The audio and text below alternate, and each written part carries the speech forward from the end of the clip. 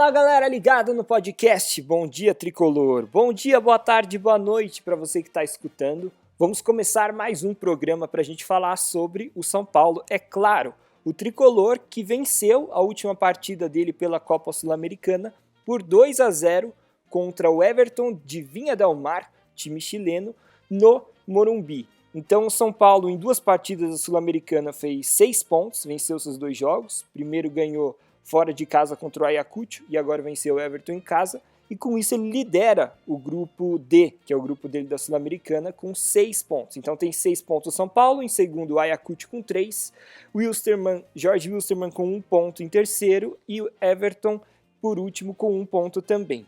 E assim, é importante já uma boa sequência do São Paulo nesse começo de Sul-Americana, porque aí o time vai acumulando pontos, lembrando que só o primeiro passa, né, no grupo da Sul-Americana. E assim, considerando que quem está em segundo, que tem 3 pontos, que está mais próximo do São Paulo, é o próprio Ayacucho, que o São Paulo já jogou fora de casa e venceu, a tendência é que quando jogue aqui no Morumbi, o São Paulo vença o Ayacucho também. Então, o São Paulo está numa posição relativamente confortável na tabela nesse momento. Claro que tem muitos jogos ainda pela frente, o time tem que continuar jogando bem. E assim, depois dessa partida, né, pela Sul-Americana, o São Paulo vai enfrentar, a sequência é a seguinte, né, o Jorge Wilstermann fora de casa, depois enfrenta o Everton também fora de casa, e aí depois uma sequência em casa de Jorge Wilstermann e pelo fim o próprio Ayacucho em casa.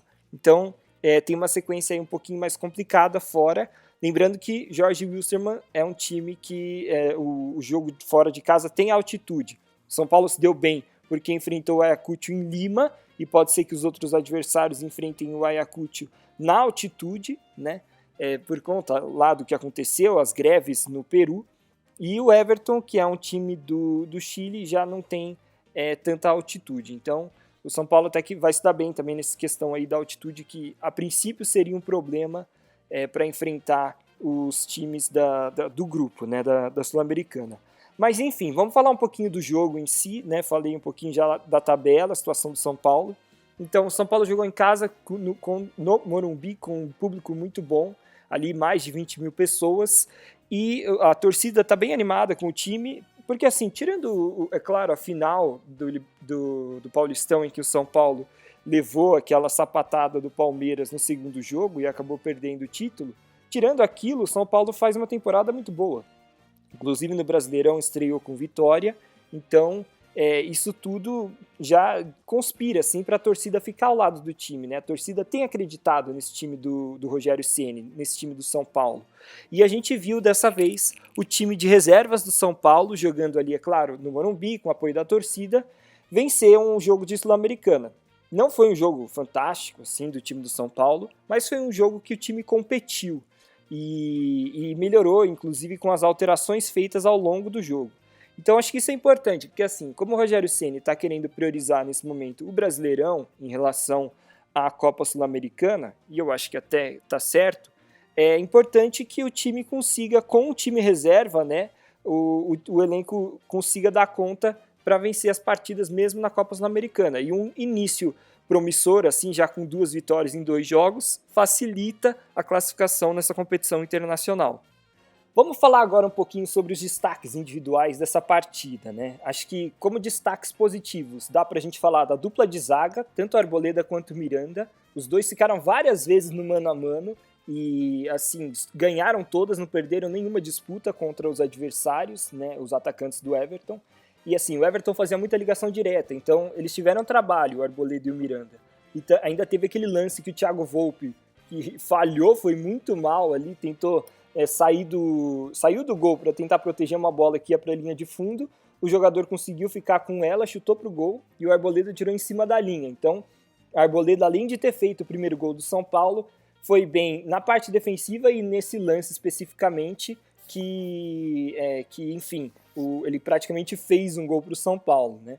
Eu achei que nos laterais, né, o Igor Vinícius foi relativamente bem, o Reinaldo nem tanto, falhou, né, não foi tão bem na parte defensiva principalmente. O Volpi achei que foi bem mal nessa jogada e fez uma outra boa defesa.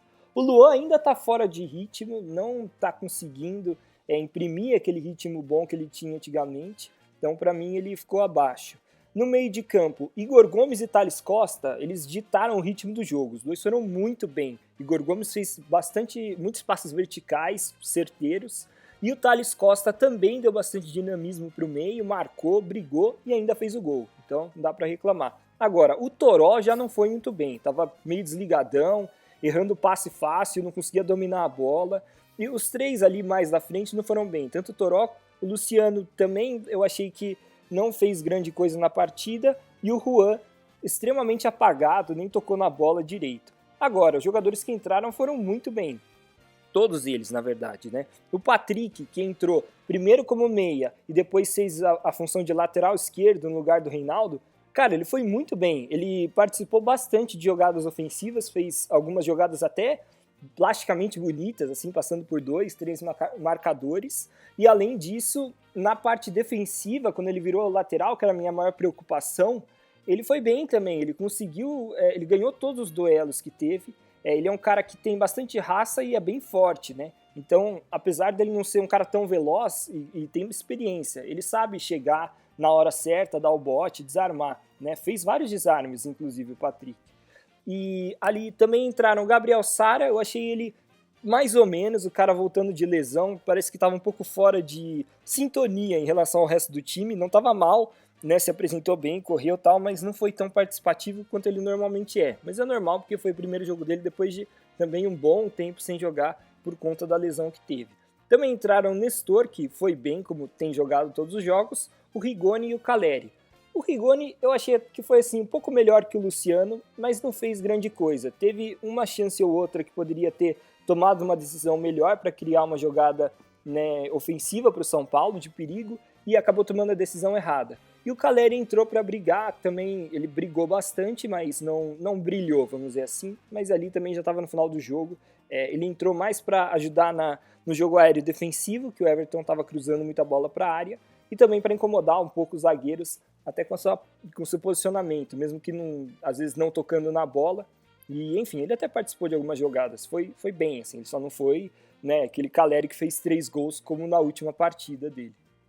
E assim, de maneira geral, como eu falei, o São Paulo não fez uma partida brilhante, ele jogou para o gasto, vamos dizer assim, ele brigou e conseguiu fazer o primeiro gol e ficou 1-0 até o final ali da partida. Então, o São Paulo não corria grandes riscos com o Everton, mas o Everton estava insistindo, jogando bola para a área, e o placar de 1-0 é sempre perigoso. Então foi importante o segundo gol, o gol do Thales, para, de fato, garantir a vitória do São Paulo. Mas, assim, achei que o time, como está jogando com o time reserva, é importante vencer também, né? Não é tanto a gente analisar o coletivo do time. Importante são os 3 pontos e as análises individuais, para a gente ver quem é que pode ter chance no time principal. Nesse momento, dos jogadores que estão ali em reserva, obviamente assim, que o Luan e o Gabriel Sara, eles estão voltando de lesão, então eles foram abaixo, mas são caras que, se voltarem a jogar bem, como a gente sabe que eles podem jogar, eles podem ter chance sim no time principal. O Patrick está começando a mostrar, foi para mim a grande surpresa do jogo, ele está começando a mostrar um pouco de futebol a mais, assim, para poder vislumbrar pelo menos alguma chance de vez em quando no time principal. E o Thales Costa foi muito bem também. Acho que é um garoto que o Rogério Ceni pode acabar utilizando mais, até por ser garoto, então é um cara que tem bastante fôlego e tal, para uma opção, né, desses vários garotos que compõem o meio de campo do São Paulo hoje em dia, né, Pablo Maia, Rodrigo Nestor, tem também, é claro, o Igor Gomes que jogou, enfim. Então, algumas boas notícias para o torcedor do São Paulo nessa noite, além da vitória, é claro. Bom, pessoal, a próxima partida do São Paulo é pelo Campeonato Brasileiro, fora de casa contra o Flamengo. Jogo, né, bastante interessante, um jogo difícil. Flamengo que, claro, não vem na sua melhor fase, perdeu a final do Campeonato Carioca, mas tem jogadores muito decisivos e o ano passado o São Paulo só apanhou do Flamengo, né? Foram todos placares muito elásticos a favor do time carioca. Então vamos ver como é que o São Paulo se porta, ainda mais jogando fora de casa. Mas assim, a gente pelo menos sabe que os jogadores estão descansados, né? A maioria deles que vai entrar como titular provavelmente são jogadores que não entraram em campo, né? Vamos colocar aí que provavelmente o provável time vai ser Jandrei, Rafinha e o Wellington nas laterais, na zaga o Diego e o Léo. Eu acho que vai ser o Diego e o Léo, mas assim, o Arboleda jogou muito bem e considerando que o Flamengo é um time que tem atacantes muito bons, eu não me surpreenderia se o Rogério Ceni colocasse o Arboleda para jogar. Não sei se colocasse talvez o Léo de falso lateral esquerdo e daí colocar Arboleda aí e Diego na zaga mesmo e tirando o Wellington do time. Enfim, é uma possibilidade, mas não sei, porque eu acho que se o Rogério, não sei se ele vai repetir o mesmo time que ele utilizou contra o Palmeiras, porque pensa bem, né? É um jogo contra um time que tem um ataque muito poderoso, assim como foi contra o Palmeiras. E aquele jogo, o segundo, né, fora de casa, na final do Paulistão, a gente sabe que o São Paulo foi amassado. Então, acho que o Rogério vai ter um pouco mais de cautela em tentar colocar outros jogadores em campo para ver se dá mais certo dessa vez. No meio de campo, provavelmente, Pablo Maia de primeiro volante, aí não deve ter muita novidade. O Igor Gomes, para mim, é uma questão. Eu acho que talvez o Rogério esteja pensando em colocar o Nicão como titular nesse jogo, porque para mim não faria sentido o Igor Gomes jogar 90 minutos como jogou nessa partida contra o Everton, se ele for jogar depois também contra o Flamengo, os 90 minutos, né, como titular. Então eu acho que o Nicão vai entrar como titular no meio de campo. Além desses dois, aí eu acho que o Nestor joga, porque ele só entrou no meio do jogo contra o Everton, então ele não jogou 90 minutos. E também, ali no meio de campo, a gente sabe que tem jogado bastante o Alisson. À frente, provavelmente Caleri, né, não tem muita dúvida disso. E o Éder, né, eu acho que pode ser esse o time que enfrente o Flamengo, com essa mudança, então, de Nicão no lugar do Igor Gomes. Mas é um palpite, pode ser que não, pode ser que o Rogério faça outras alterações, né. Eu achei que assim, o Luciano, se ele tivesse jogado muito bem, ele poderia almejar a vaga do Éder, que é um cara que está bem, mas não é incontestável. Hoje em dia o Caleri é incontestável no ataque do São Paulo, né? Tem feito muitos gols. Mas o Luciano achei que não aproveitou a chance que ele teve nesse jogo contra o Everton. Então, tendência é que ele não entre como titular. Bom, pessoal, falando agora um pouquinho de outras notícias do São Paulo dessa semana, além, é claro, do futebol, o São Paulo contratou o André Anderson. No último dia de janelas, né, último dia possível de contratações, o São Paulo contratou este meia atacante. Na verdade, mais meio de campo mesmo. O André Anderson, jogador que, para ser sincero, não conhecia muito, mas pesquisando, ele foi revelado pelo Santos, saiu muito cedo e já foi para a Itália. E lá na Itália, hoje ele é jogador da Lazio. Então, ele estava jogando lá e ele não teve muito espaço, foi emprestado para outros times menores ali dentro da Itália, e aí o São Paulo viu uma oportunidade de trazê-lo por empréstimo. Então, o São Paulo não comprou, não tem os direitos do jogador, mas o jogador chega pelo menos sem custos. E assim, além do André Anderson, outro jogador que o São Paulo tentou contratar foi um zagueiro. O São Paulo tem tentado, né, contratar um zagueiro desde o começo da temporada. E o Rogério gosta de zagueiros que sabem sair para o jogo.